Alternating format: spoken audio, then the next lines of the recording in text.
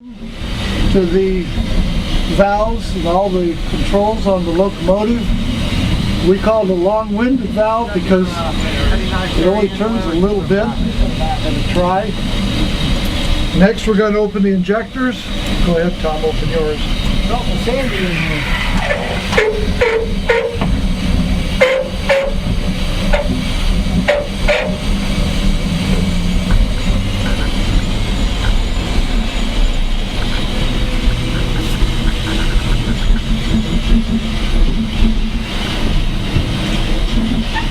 Then we turn the water overflows on if they're not already.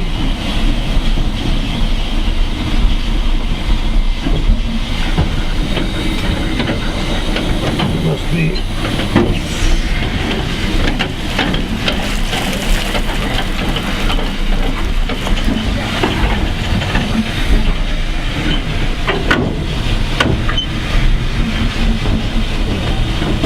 Somebody got the water bottle on. The water Next, Tom will look out his window and he will pull the starting valve. So shoot outside the window. Go ahead, Tom. Pull the injector. Dry it out.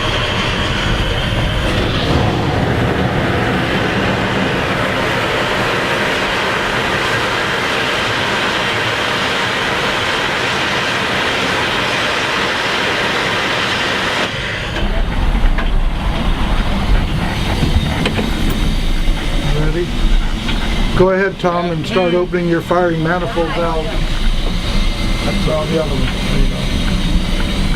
A little slower, a little slower.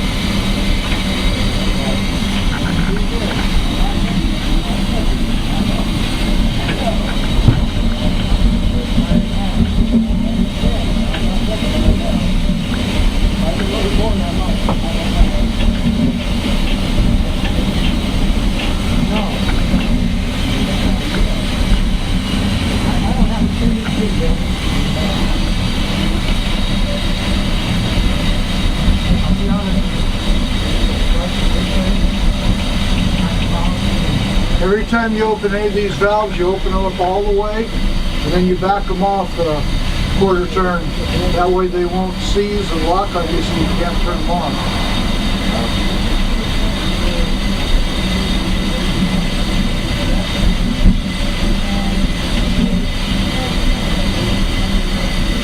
Push your blower about a quarter turn down here.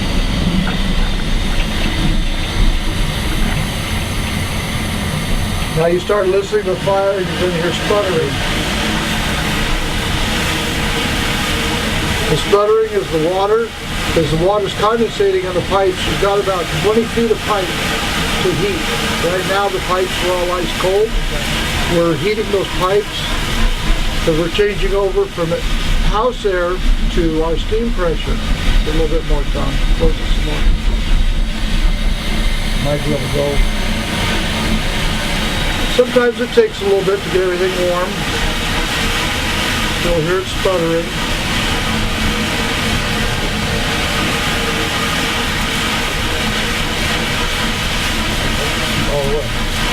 Okay.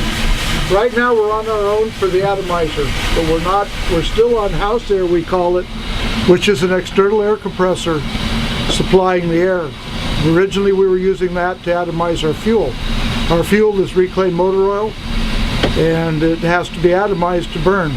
So now we're going to turn the house air off, and then we will use our own steam pressure for our blower.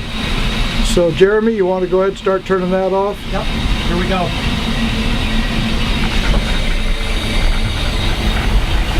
Turn that to about 9 o'clock. House air's off. And then open your valve on the floor right away. And back it off.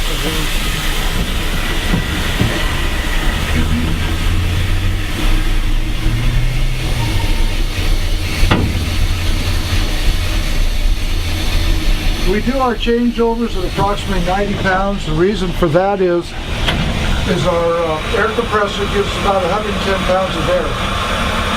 This way, if we change over to approximately 90 or better, we do not push steam pressure back into the system if there's a problem or an accident.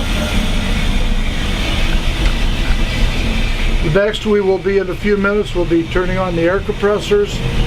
Then we will be checking our injectors to make sure we can inject water into the boiler. We'll be doing water glass tests on both water glasses.